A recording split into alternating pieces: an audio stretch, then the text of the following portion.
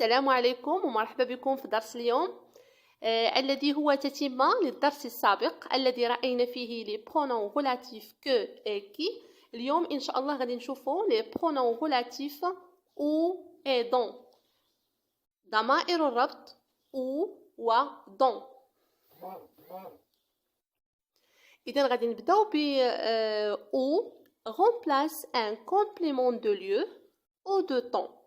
يعني بالنسبة لأو avec accent remplace يعني كتعوض ليا un complément يعني مفعول به de lieu ou de temps يعني كتعوض ليا ظرف زمان أو مكان.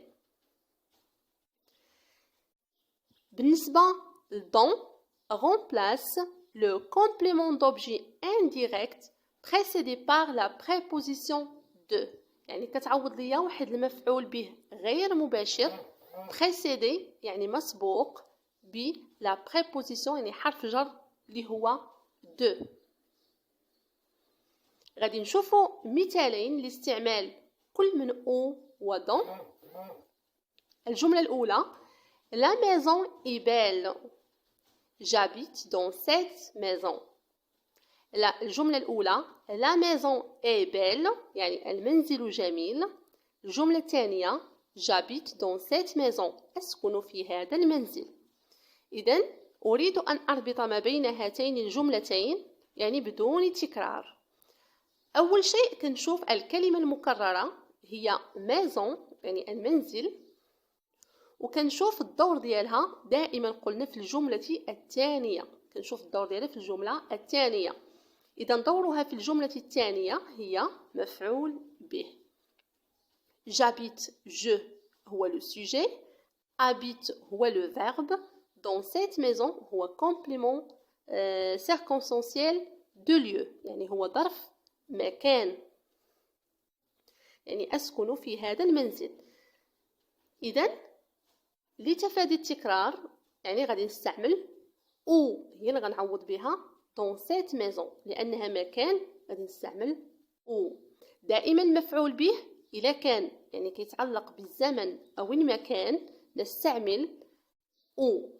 ستصبح الجملة La maison où j'habite est belle يعني المنزل الذي أسكن فيه جميل. بالنسبة للجملة الثانية Il a une voiture يعني il a une voiture يعني عنده سيارة. الجملة الثانية Il est fier de cette voiture يعني هو فخور fier يعني فخور de cette voiture يعني بهذه السيارة.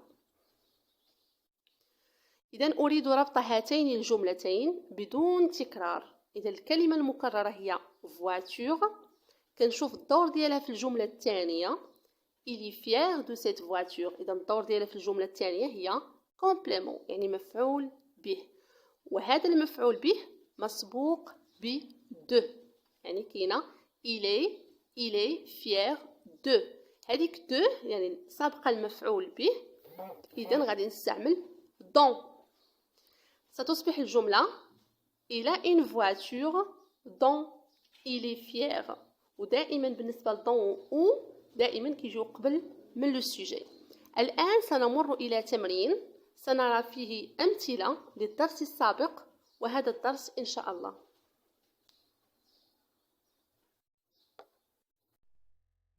هذا هو التطبيق ديالنا. عندي 5 ديال الجمل غادي نحاول نشوف لي برونون غولاتيف اللي غنستعمل que او qui او bien dont. سنقرأ الجملة الأولى La fille mange à cette table est mon amie. الفتاة التي تأكل في هذه المائدة هي صديقتي. إذن أول شيء إذا بغيت نستعمل يعني ضمير الربط المناسب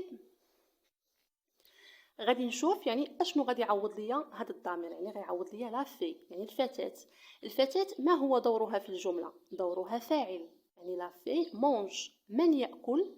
الفتاة. إذن الفتاة هي الفاعل. إذن سنستعمل كي لأن كي remplace un sujet.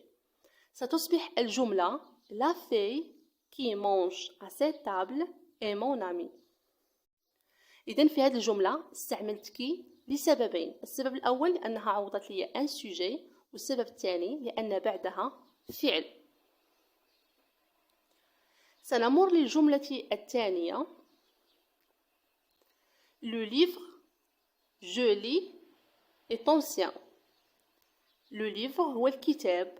Je lis, lis هو le verbe lire قرأ. Je lis أقرأ.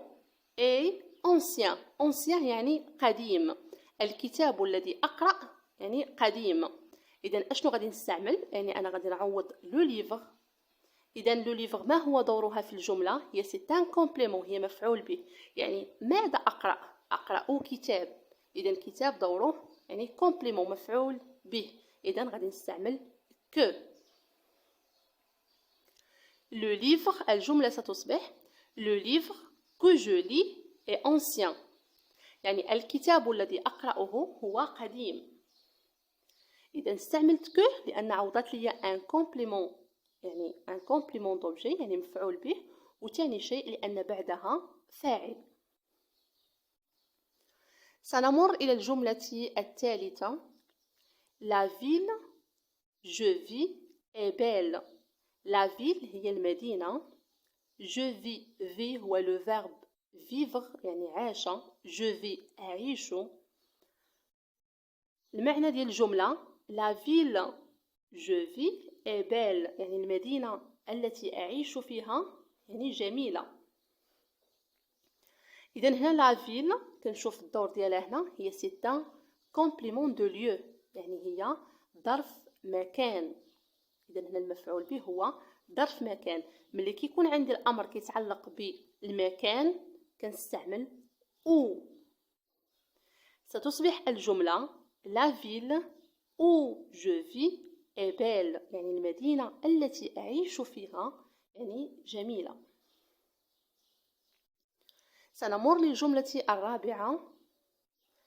j'ai un ami يعني j'ai un ami يعني عندي صديق. j'ai هي عندي un ami صديق. le père est professeur يعني عندي صديق أبوه يعني أستاذ. إذا هنا شنو هي الكلمة اللي غادي نعوض؟ يعني غادي نعوض ان امي. هنايا كنشوف يعني اشنو غادي نستعمل، واش كو او كي او او بيان دون. هنا غادي نستعمل دون. لماذا؟ لأن هنا غتعوض ليا ان كومبليمون دو نون. لأن كنقول لو بير دو مون امي. لو بير دو مون امي، دو مون امي يعني هو مكمل ديال الاسم. إذن كنستعمل دون. J'ai un ami dont le père est professeur. يعني لدي صديق الذي أبوه مثلا أستاذ. الجملة الأخيرة.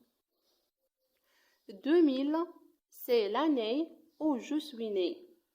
يعني 2000 هي السنة. c'est l'année هي السنة. je suis né. إذا شنو غادي نعوض في هاد لافراز؟ غادي نعوض l'année. l'année هي complément de temps يعني هي ظرف زمن. إذا ملي كيكون عندي ظرف زمن كنستعمل أو كذلك. ستصبح الجملة 2000 c'est l'année où je suis né. يعني 2000 هي السنة التي ازددت فيها. je suis né يعني ازددت. إذن que كنستعملها pour remplacer un sujet, que pour remplacer un complément d'objet direct, ou كنستعملها باش كنعوض يعني إما لو complément de temps أو complément de lieu يعني ظرف مكان أو ظرف زمن. بالنسبة لدون كنستعملها إذا كانت complément de nom يعني إذا كانت مكمل ديال الاسم أو مكمل ديال الصفة أو يعني complément يعني مسبوق بحرف جر اللي هو دو. إذا هذا هو الدرس ديال اليوم. كنتمنى تكونوا استفدتوا من الدرس. إلا استفدتوا بارطاجيوه مع الأصدقاء ديالكم وديروا لايك للفيديو وفعلوا الجرس باش يوصلكم أي جديد. والسلام عليكم حتى الدرس الجديد.